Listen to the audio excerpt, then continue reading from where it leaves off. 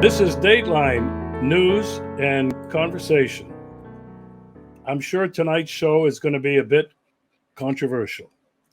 But first, I'd like to remind you, if you haven't already subscribed to the Friends of Crimea, Friends of Russia Telegram channel, I encourage you to do that by sending an email to the email address below. This is a daily aggregation of all kinds of news relevant to Russia in international affairs, the war in Ukraine, lots and lots of articles about Brics and the Brics summit that just concluded a week or so ago in South Africa. And so this is news that you can rely on, and it's 7 days a week. So please do subscribe. My guest tonight is an old friend. He's currently right now in Tbilisi, Georgia. He's due to come back to Russia in another week. I want to welcome back my good friend. You know him as Slavsquat, but we know him as Riley Waggaman. Riley, welcome back to the show. Regis, it's always a pleasure and an honor to speak with you, my old friend. Thanks for having me back. How are things in Yalta, by the way? Everything is fine. You wouldn't know that there's a war going on next door, or that they're trying to blow up the bridge, or they're sending drones. Yeah. You wouldn't know it here in you wouldn't Yalta. even know it anywhere. People are going about life just like we always have. Sure. All right, Riley. All of your fans know you as Edward Slavsquat. You do an incredible blog on Substack. I'm going to encourage people, if they don't already subscribe to you, they should. But damn it, Riley, you really poked some holes into my belief system with your recent article about the recently concluded Brics summit in South Africa. I was all excited about this. I read the analysis of a lot of people, and I read not all of the document, but a lot of it. You titled your recent article, Sustainable Development, It's What Brics Craves. Now, I want to read something here, and this was it was the beginning of your article. As part of the festivities, member states signed the Johannesburg II Declaration, Brics in Africa. I mean, I thought this was great. I still do. It's Partnership for Mutually Accelerated Growth, Sustainable Development, and Inclusive Multilateralism. And then you gave a quick summary. And Riley, I've been loving all the conversation about a multipolar world. Putin has been talking about it.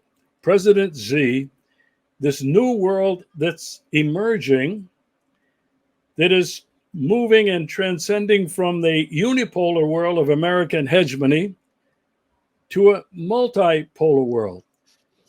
Well, to me, that sounded really great. Strict observance of the UN Charter, strict observance of international law. They want to reform the UN Charter, the Security Council, and the way the operation works. That sounded really good to me. This respect and sovereignty of all nations, large or small, mutual development, cooperation, diplomacy as opposed to conflict. Well, this stuff just sounded really great. Now, there's some things that I have to admit I'm pretty ignorant about. I don't have much knowledge or understanding. And the first thing in your summary, I'll read it. The UN is the cornerstone of the international system and Brics members are committed to the full implementation of the 2030 Agenda for Sustainable Development. First of all, Riley, can you explain for me? Maybe most of my viewers already understand this completely, but I don't. What's wrong with sustainable development? Is there something wrong with that? Well, I mean, obviously, at the surface level, sustainable development and the 17 sustainable development goals laid out by the United Nations and I believe ratified by the General Assembly in, I want to say, 2015, sounds really nice, right? It's about eradicating poverty, giving everyone access to health care, gender equality, all these other, you go down the list, right? Protecting the environment.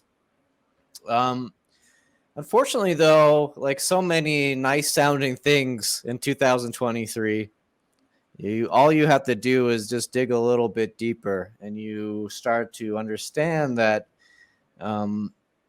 these very, very nice, warm, fuzzy feeling goals at a deeper level, what we're really talking about is probably one of the most extraordinary like disenfranchisement campaigns in modern human history on a global scale, in which a very small elite are basically going to be able to enjoy total control over the globe and do it in this, of course, altruistic and benevolent way for the common good. It's quite dystopian, and for those who really want to, it's there's a lot of if you really want to get into the ways that these policies can be used to control people and scam them. I mean, it's a huge subject, but I really recommend, Unlimited Hangout, Whitney Webb's outlet, and Ian Davis together have done a series of reports on these SDGs, and they call it sustainable slavery. And I think their big one that they did together is called Sustainable Debt Slavery. It was a very interesting article they wrote together talking about, okay, you have this green economy, but it's really about, it's the same scam where your so-called developing nations, you're giving loans, and this is just again a form of entrapment and sort of political coercion and blackmail. I mean, it's all about, look, at the end of the day, this is how I'll put it, Regis. These so-called sustainable development goals, I don't know why anyone would trust any government with taking them at face value after the last, after what we saw in 2020 when they used the excuse of public health to treat us like cattle, right? And all you have to do is expand that out. And it's not necessarily, obviously, my criticism goes far beyond the member states of Brics. It basically covers the entire globe. This idea that governments are working around the clock to make our lives better. In 2023, I consider that to be a very naive position. I'm not saying that maybe certain aspects of these policies might benefit some of us. Who knows? I guess we have to wait and see. It's a big surprise, big fun surprise. But in general, all I can work on, Regis, is from my own. I just want to follow the facts. I just want to follow what I've observed in my 36 years of life on this earth. And I do not believe any government when they say that they are trying to make my life better, basically. Okay. So you mentioned something about the elite being behind this. I'm a conspiracy theorist. I believe it all. Hell yeah, Regis. And I've been skeptical about who's behind everything that's going on in this world. Right. But, they're committed to the United Nations, Yeah. and then global governance. Right. Now that scares me. This was one of the things that they talked about in this document. Yes. When you look Yes. at the United Nations was supposed to be about peacemaking, global whatever. Right. Uh, About mediation. About mediation. It's not about yeah, governance. It's yeah. about. But It's about. You know. go ahead. No, that's all I gotta say. I mean, I think that people really, I understand why there's this idea that maybe the UN is a force for good, and obviously, I would always support any organization that seeks mediation over conflict, and if that's what the UN's purpose was, I would fully support it. But if the UN's mission is to impose I mean, let's face it, a singular unilateral policy on the entire world without any sort of input from us, we the people, no matter where you live, whether you're in Russia or Georgia or the United States or whatever, I can't support that, right? Well, when I heard the term global governance, I immediately thought about Klaus Schwab and his World Economic Forum basically wanted to govern the whole world. And whenever I think about that, I think about countries that are not just endorsing the World Health Organization, but are saying that this is an important organization for the rest of the world. And so, well, that's every country on earth, Regis, including Russia and all the Brics nations and the United States and everyone. Yeah. Yeah. Now, when you talk about global governance and you have a World Health Organization that is going to dictate really everything about our health, our response to diseases or whatever, and we saw what happened in 2020.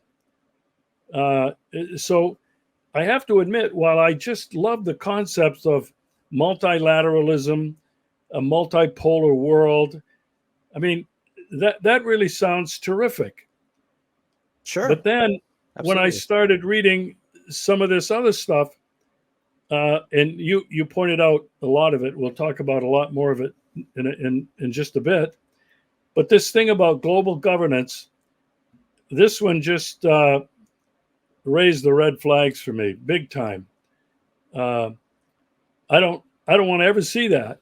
And you know, Riley, they talk on the one hand the respect for the sovereignty and independence of all countries, and all countries have the right to solve their own problems. We're going to do away with this colonialism and right now American hegemony, where they're trying to impose the same values on everybody all over the world. Right. Right. How do these two things fit together? You know, the sovereignty and independence of all, and then global governance. And I don't know. Do you think that I'm putting too much emphasis on this global governance? It really doesn't mean what I think it means.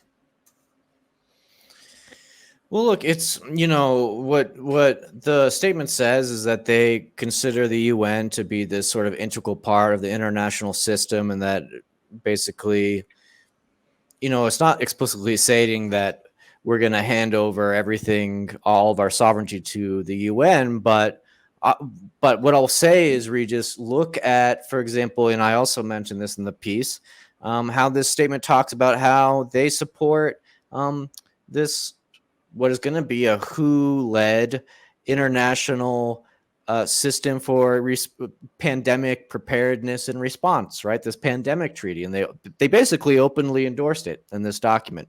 And you can't. It's very, very difficult to think of a more important issue than your right to, you know, decide your, you know, healthcare treatment or how you want to respond to an alleged public health crisis, right? And we all know what that means from personal experience, no matter where you live in the world. And it's very, very concerning that BRICS, which has been marketed as this alternative to a very sinister and evil unipolar system led by the Washington, which I obviously also strongly oppose.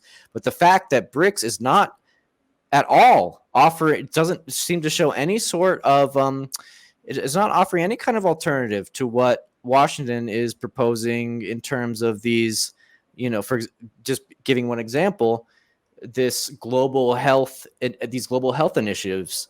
And it's actually mind-boggling because you think about it. The World Health Organization, I mean, it receives huge amounts of money from the Bill and Melinda Gates Foundation, and I think probably more than half its funding comes from NATO countries. So why on earth would you tolerate public health advice and follow public health recommendations from a global organization that is overwhelmingly funded by the collective West and these organizations, which allegedly are so hostile to your own interests, right? And to add on to that, India, which is a member of BRICS, of course, just received the presidency of the G20. And one of the first things they did is they have launched an initiative for this global digitalization of healthcare, like this global, using in partnership, if I remember correctly, with, I mean, it's very bad. With, I think they're even partnering with the IMF to do it. I mean, it's something mind melting, right? And we just have to remember, and the reason I bring this up is, okay, like, you have this sort of block of countries who, yes, if you count up all the people in these nations, represent more than half the population and a very large portion of the global GDP. But they're all closely integrated together with all these other organizations, which many of us believe are participating in, let's say, not very nice things and promoting not very nice policies around the world. And it's all very interlinked, Regis, right? Like very, very, it's not correct to claim that BRICS is developing a totally separate system. That's just the reality that we have to accept. They are very much on board with basic, I would say 90% of all the really, really bad things that we don't like about the unipolar West. You mentioned the WHO and also being involved with the International Monetary Fund, the IMF, and there's also the World Trade Organization, and BRICS is saying they're valuable organizations, but they must be more inclusive and non-discriminatory. Right. As if which is insane. A bunch of nice guys willing to give up the power and the control they've exercised for decades, like that's going to happen. No, sorry, keep going. No, I hate to be cynical, but really, when you think about including those organizations, I was thinking BRICS was going to get rid of those organizations and create their own international bank, their development bank, which they're already creating. And yet they're staying connected, as you mentioned, to all of these other players. And that's disturbing for me. That's why I say you're poking some holes in my BRICS bubble. One of the other things. Well, the IMF is an international extortionist racket. It's like, why would you want a loan shark to be more inclusive? You would want them to be less. You want them to have less business, right? You don't want them to be more inclusive. If you have if there's an organization like the IMF, which has done terrible things for the world, no, you don't. You want to limit their activities in the world, right, Regis? Yeah. I mean, they have imposed austerity everywhere. I mean, everywhere, pain and suffering on everywhere, the whole world. Yeah. And Greece is one of the best examples of it. But that's it. Austerity everywhere. And how does that fit with all of these beautiful goals and ideals of the Brics Plus. I mean, it's disturbing. You mentioned a pandemic response, and you, as you highlighted in your brief summary, Brics will double down on, you call it clot shot, but vaccine research. Yeah. I don't know how to say this. I have never had a vaccine in my adult life against a flu or anything else. Never. We got a couple of vaccines when we were kids. Everybody got them: mumps, measles, rubella, something like that. And then when polio came around, we all had to take the polio vaccine or the polio, whatever it was, liquid stuff. But since that time, I've never had one.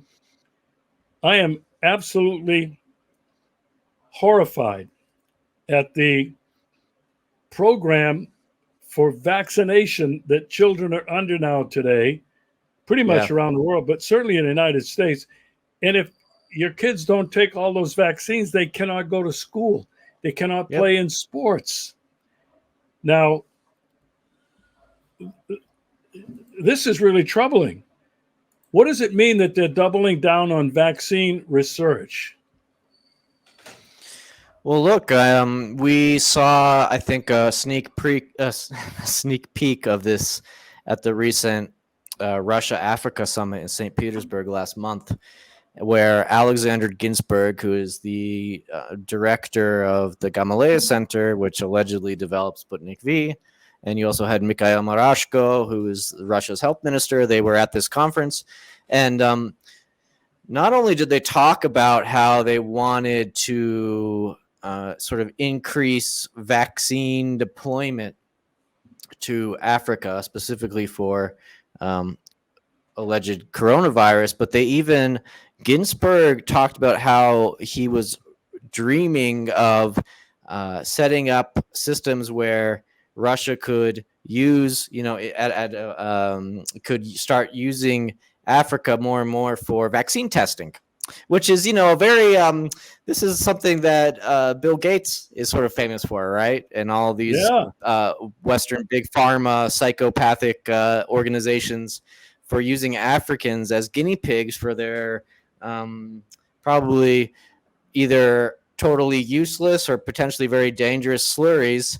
And it seems like Russia wants a slice of this pie as well. At least Ginsburg does. And Ginsburg, unfortunately, I would say probably not the guy with the best track record when it comes to vaccines. Before Sputnik V, nothing he ever developed left Russia, basically.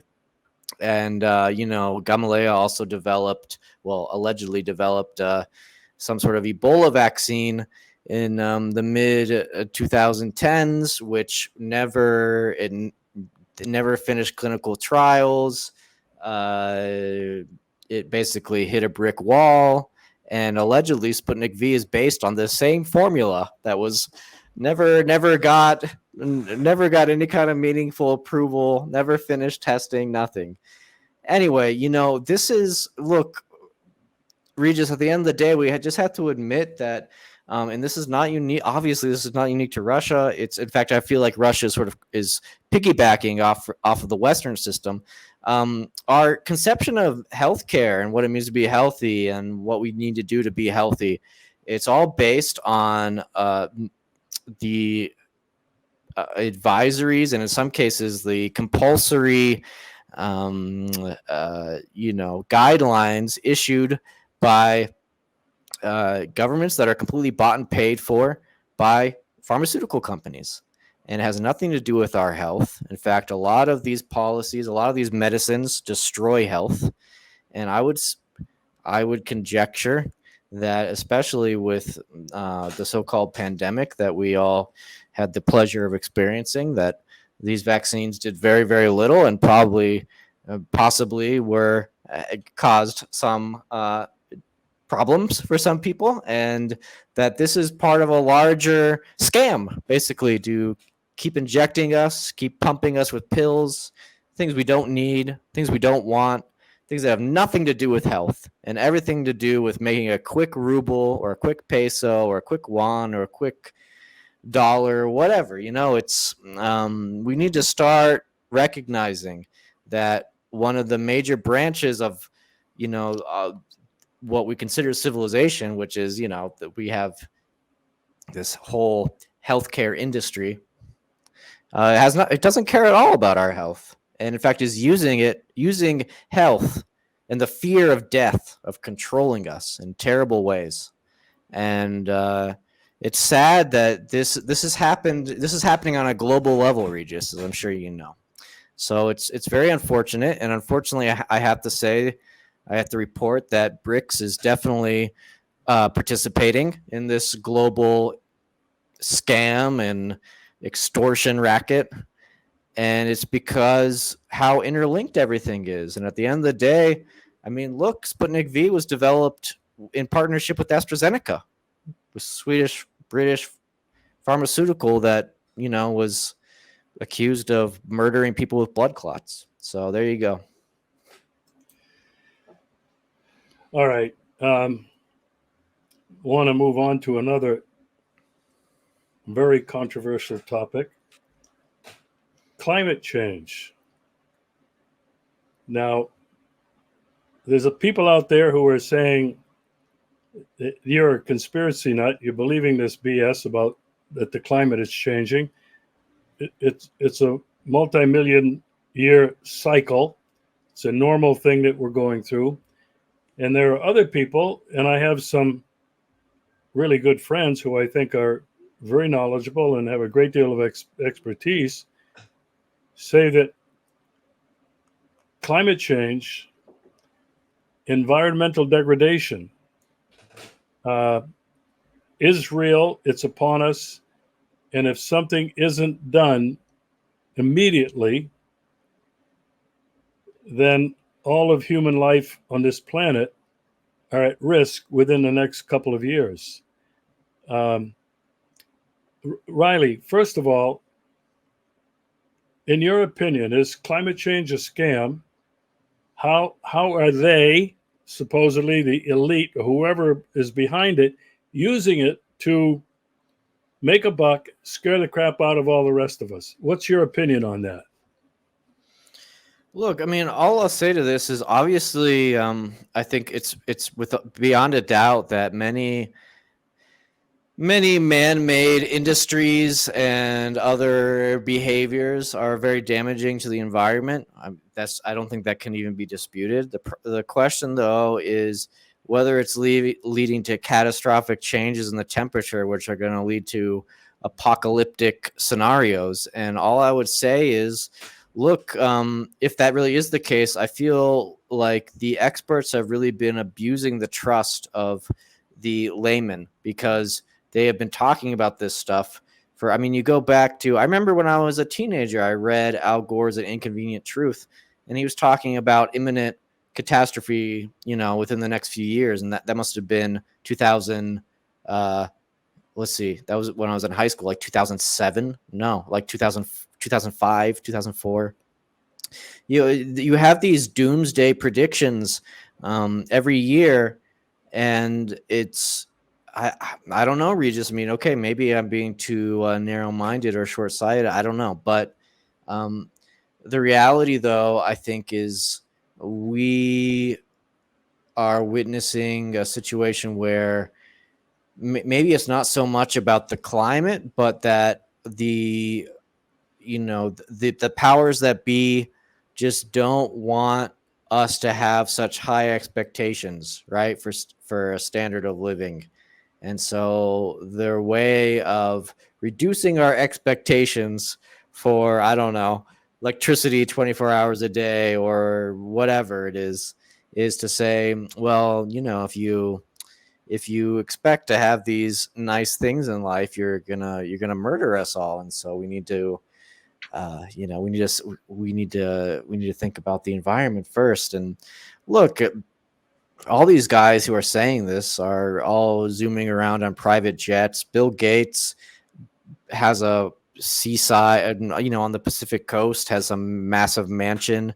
If Washington, the state of Washington or California or whatever is going to fall into the ocean in the next 20 years, why would Bill Gates buy a giant mansion on the, beachside, beachfront mansion? It just, look, I even have, I have a relative who works for a major an oil major in Texas. And this relative told me, look, the ecological problems are real. Like, we're doing terrible things to the environment, but climate change is based around this idea that you can, pay taxes, right, with carbon credits or these other sort of strange Goldman Sachs financial scams to somehow save the world. It's not about that. It's about, baby seals being covered in oil and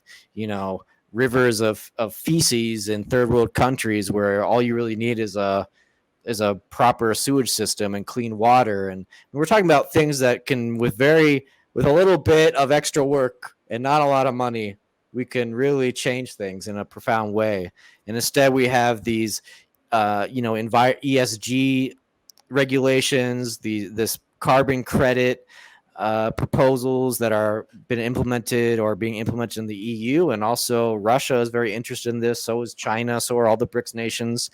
I don't think it really has anything to do with saving the environment. It sounds like a way to, again, it sounds like a way to create artificial scarcity, make the lives of normal people really needlessly unpleasant.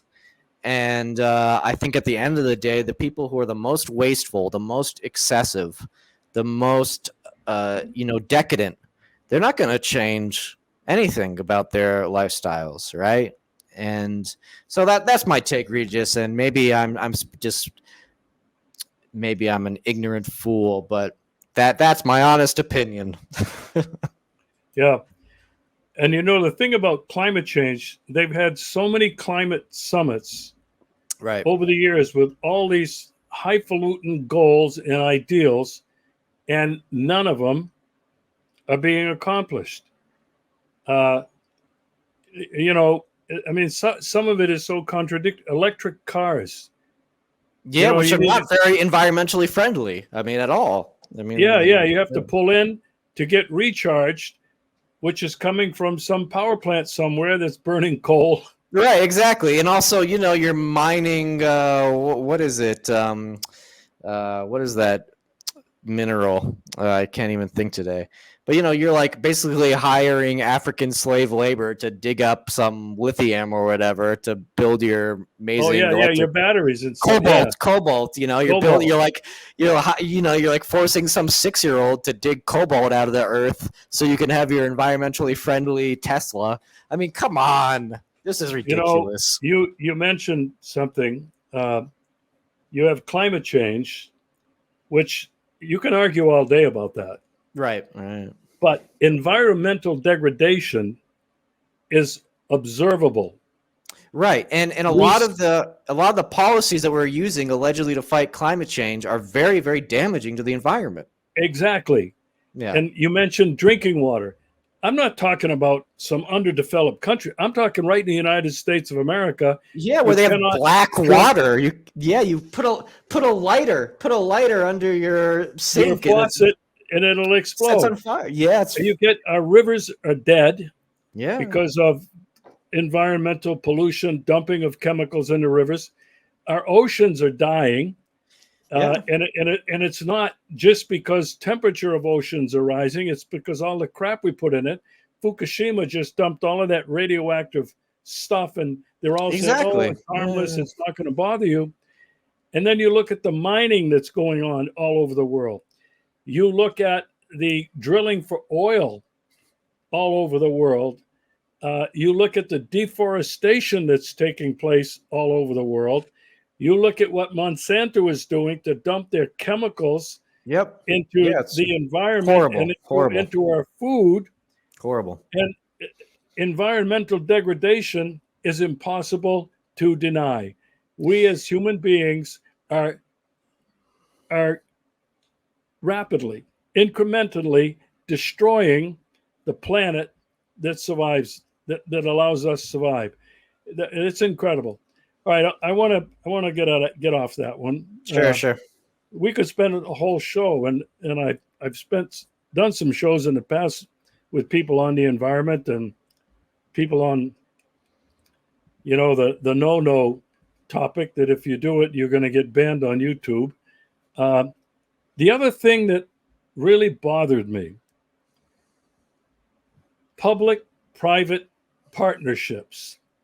Right. Now, when I first heard that, I think I was living back in Phoenix, Arizona at the time, Right. and Phoenix was going to get a baseball team, Nice. and they were going to build this new stadium, and it's an amazing stadium. Wait, Really is this the Diamondbacks? Is that what you guys got? The Diamondbacks, Arizona Diamondbacks. Right. And when I was living there, I was a big fan. They won the World Series. It was really great. Yeah. But the way they sold this was a public-private partnership. Right. And I've heard that over and over again in terms of cities wanting to attract a sports team. And of course, you have to build a stadium, whether it's baseball, basketball, football, hockey, whatever, public-private. Now, that seems and sounds really good.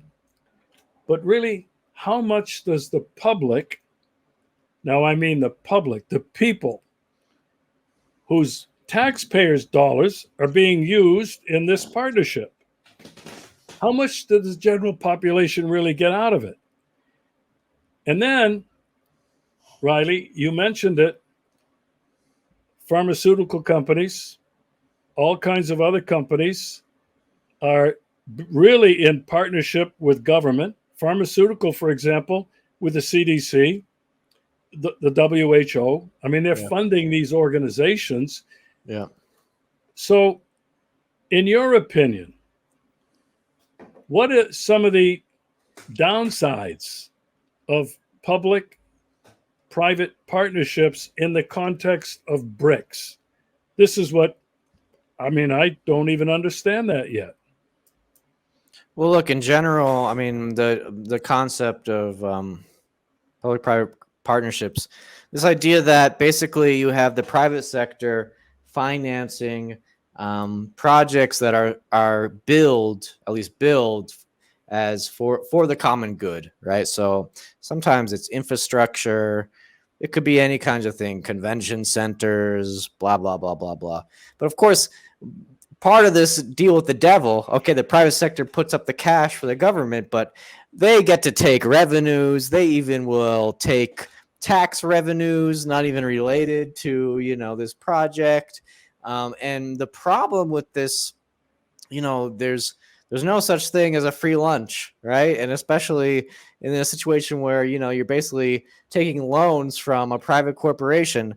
And in my opinion, I don't think this is a particularly controversial opinion, that these kind of partnerships, it allows, or it creates conditions in which the line between the state, which is supposed to serve the public good, and corporations, which are supposed to serve stockholders, and is blurred, right, in a very frightening way.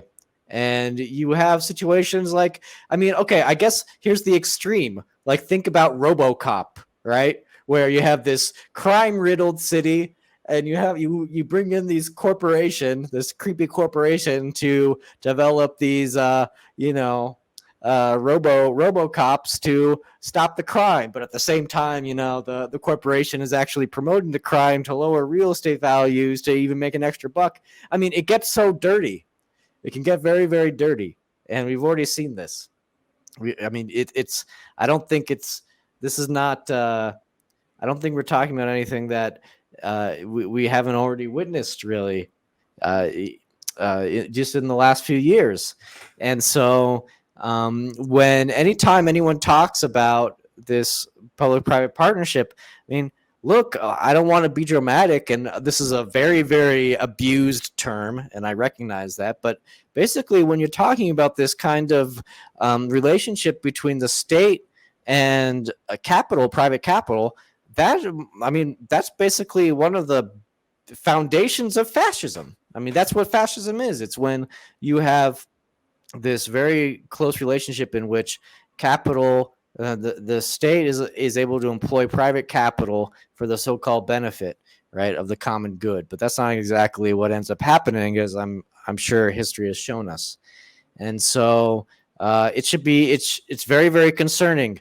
And these kinds of partnerships have been very, very aggressively promoted by Davos. And all you have to do is just search public-private partnership on weforum.org, which is the WEF website, and you will find many, many articles and white papers and lectures and videos about how great this system is.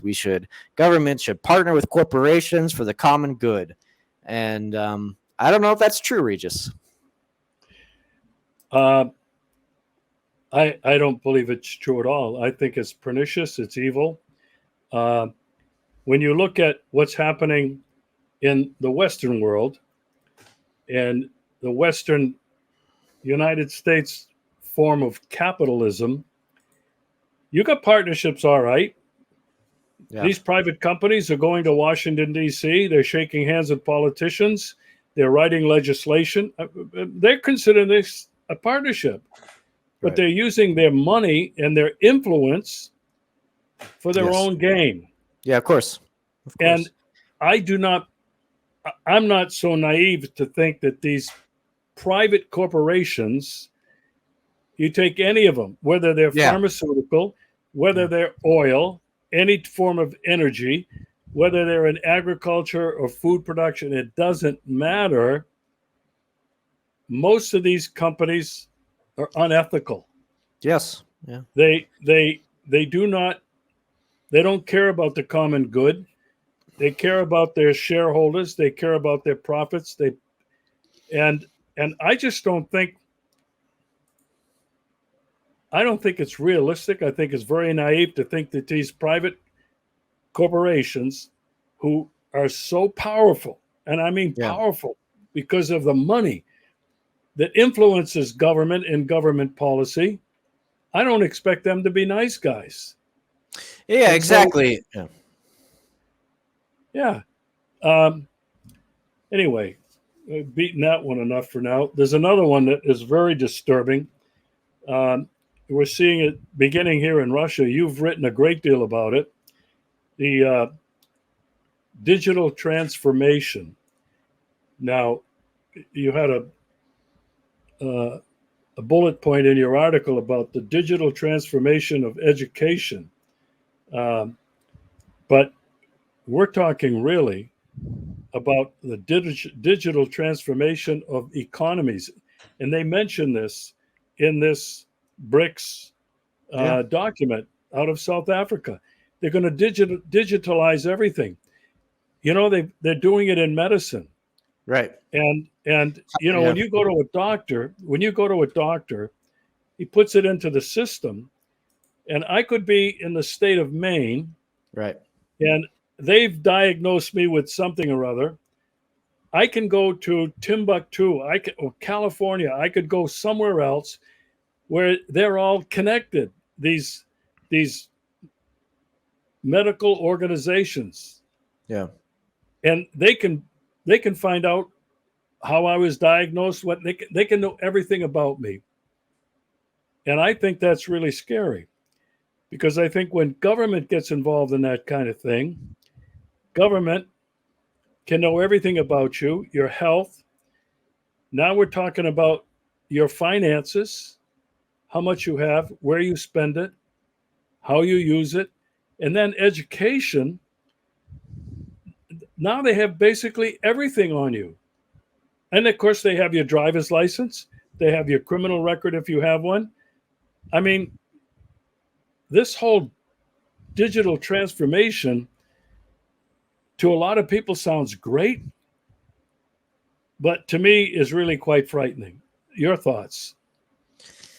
I mean, it's such a huge subject, Regis. I mean, we could spend an hour talking about just digitalization, and obviously not just in Russia, and I want to stress that. But, here's my one comment I'll say. There's this wonderful writer, Stefan Zweig, who wrote this incredible book. Oh God, what is it even called? I'm even blanking out now. But he wrote this memoir about his time in the sort of post or World War I period to the end of World War II. And what he mentions is how this transition from World War I, where, before World War I, the world belonged to everyone. There was really almost no such thing as an international passport. Some countries did have restrictions, but this idea that you had to have some kind of special document to travel somewhere in the world was blasphemous. It was inconceivable. And he talked about how, with the start of World War I, they introduced this temporary passport system in order to keep out the draft dodgers and unwanted refugees and so forth, blah, blah, blah, spies, whatever. And of course, this temporary system was actually permanent. And that was the plan all along, probably. And the League of Nations and then the UN made that happen. But Zweig gave this he told this really touching story, which I always think about when I'm thinking about digitalization and this new ways of identifying people and storing their information. And he talked about meeting a Russian emigre I think in France, maybe somewhere. And he says, this Russian guy told me, before the war, just being a human was enough, right? You had a soul.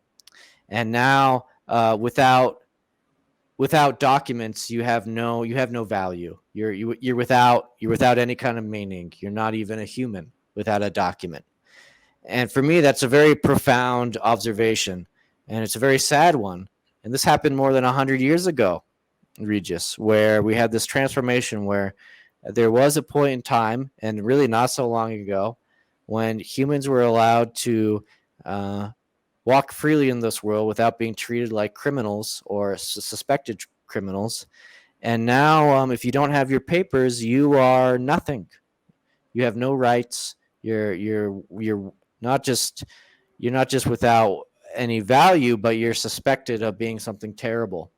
And what concerns me the most and what fills me with great sadness is that I think we're witnessing a new stage in this process in which it's not just about identifying people, but also this sort of biosecurity ID in which you are constantly a biosecurity threat, a potential biosecurity threat.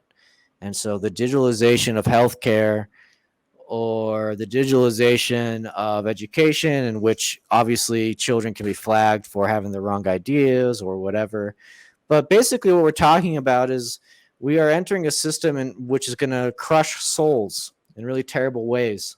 I think actually this process has been going on for decades. If you want me to be perfectly honest, I think we live among people who live lives of quiet desperation, as Henry David Thoreau would have said in the 19th century. And back then, things were much more, things looked much more calm and less scary. And yet here we are. And it's sad, man. Regis, but I don't know what to tell people. I think we shouldn't get too. It's important not to get too. We have to look for the good in the world at this point. But the reality, the very cruel reality that all governments of the world are implementing policies that are aimed at greater control, greater regimentation, policy in which people are not treated as people just because they test positive for an alleged virus or because who knows, they say something that's considered politically incorrect or God knows what. This is really, it's not even about civil liberties. We're talking about the future of humanity, the future of, what it means to be human. And it's not something that I wouldn't sneeze at this, it's not something that we should just dismiss. And I think that if we don't take this seriously now, I think in 10 to 20 years, we owe it to those who are coming after us to at least be aware of what's coming.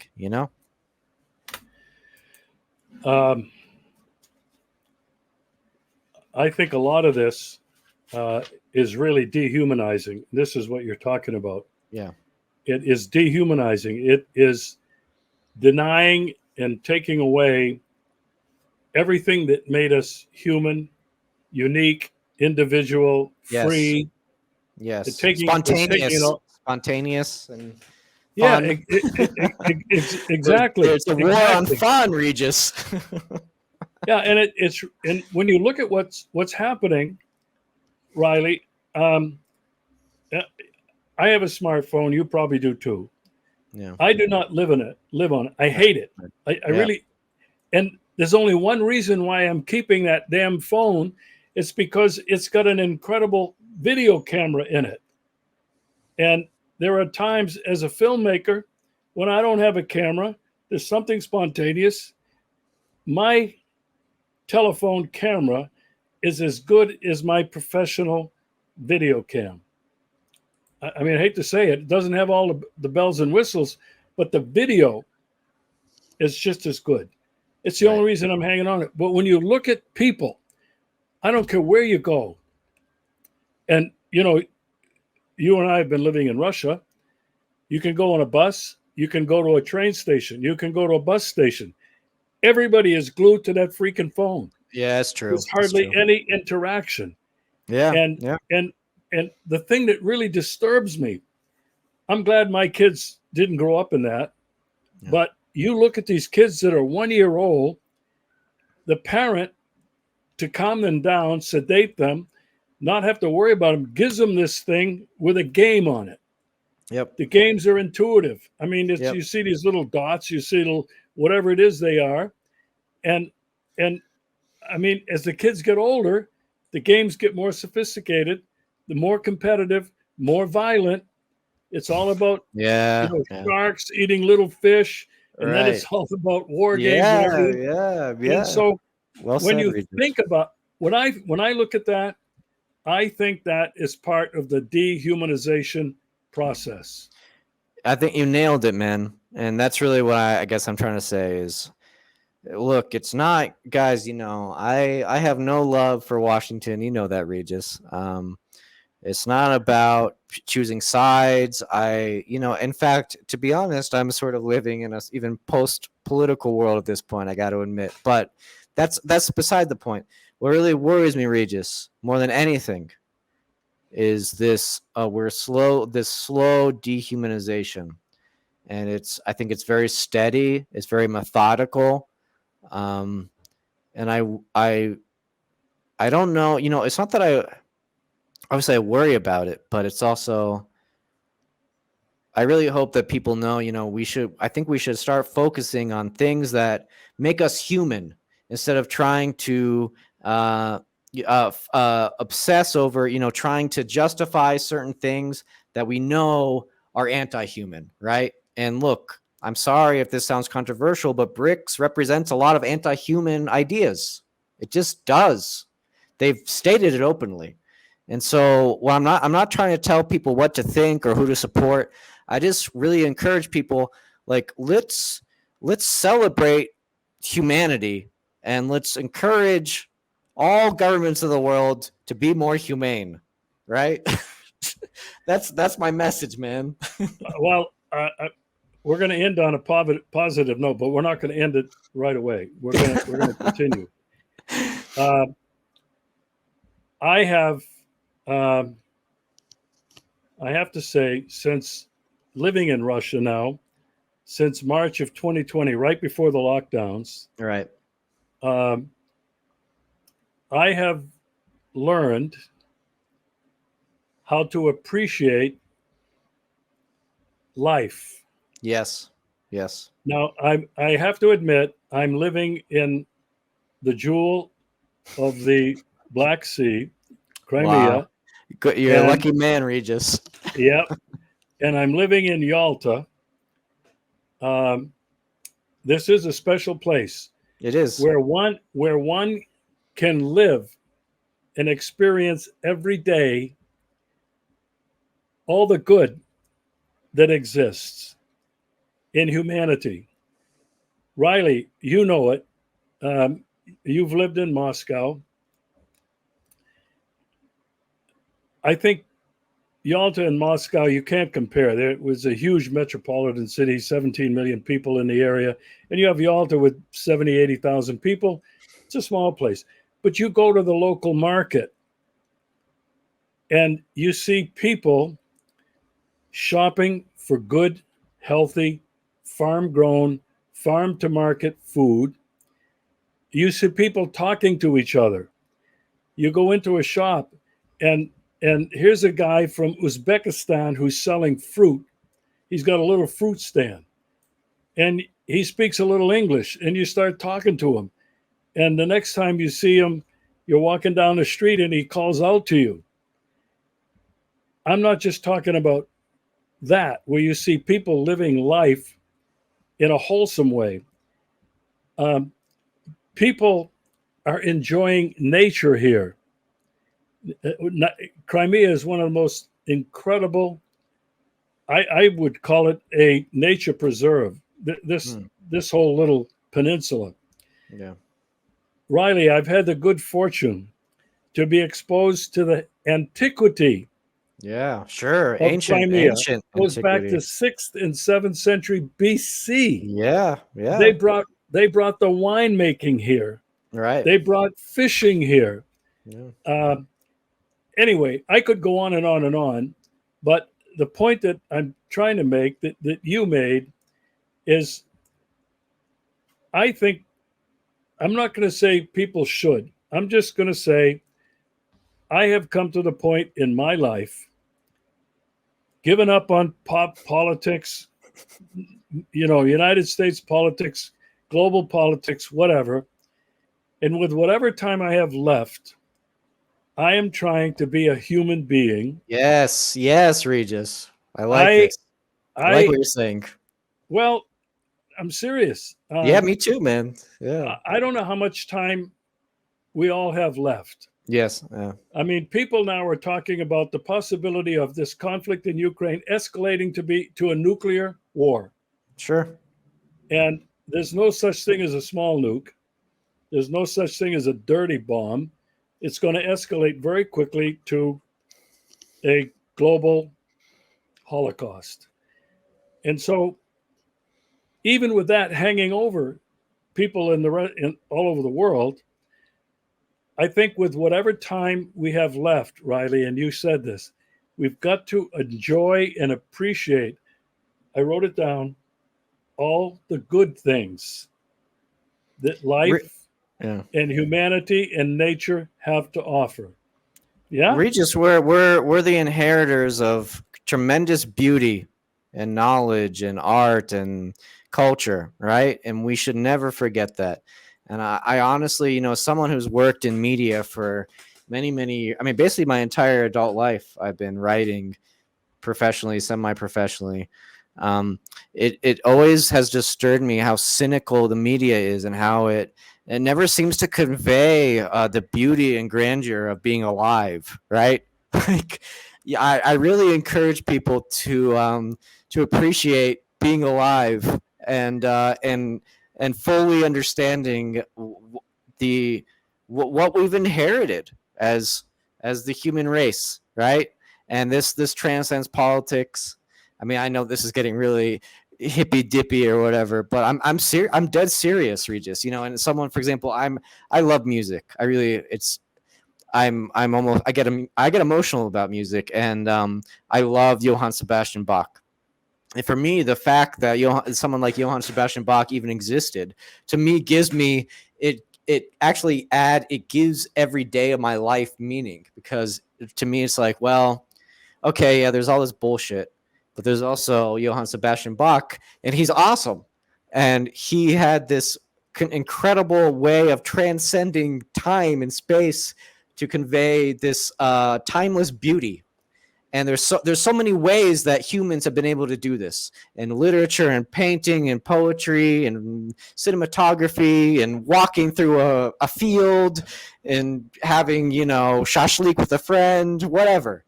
And I really think that at times like this, where things are really quite dark, we can't forget this. We cannot forget this. It's so important. And there's so much on the internet, especially, there's so much bitterness and sort of grumpiness and sort of needless vindictive nonsense. We should never forget, Regis. We're just humans on this earth, and we should appreciate the real beauty of it, because there really is so much beauty. Well, I want to add to that, because since living here, I've been exposed to the Russian ballet. Oh, wow. Okay. Yeah. I have been to 2 or 3 ballets with live orchestras. Wow. And it isn't these cute little girls doing pirouettes or whatever it is. They're acting. I just went to see War and Peace. Wow, in ballet. I didn't know they did that. Yeah, wow. Three freaking hours with one break, 15, 20-minute break. It's that just must like have been a painful. Are you holding in your pee for an hour, Regis? No. But I was with Tanya and 2 of her friends, and they know this literature inside, so they knew exactly what was going on. I didn't have to know what was going on to appreciate the incredible athleticism, the incredible beauty and coordination and choreography and the music. Yeah. And the place is filled. Russians love their ballet. They love their orchestras.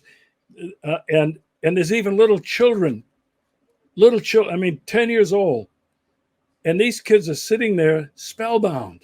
Yeah. I'd never seen anything like that in my life. But it's just to underscore what you were saying, whether it's music, whether it's art, whether it's literature, whether it's the ballet, whether it's an orchestra, whether it's whatever it is. These are the beautiful gifts. Yes. That humanity, and only humanity, has developed and discovered, and they're there for us to enjoy. Yes. And Riley, as you said, in these dark times, because these are dark times all over the world.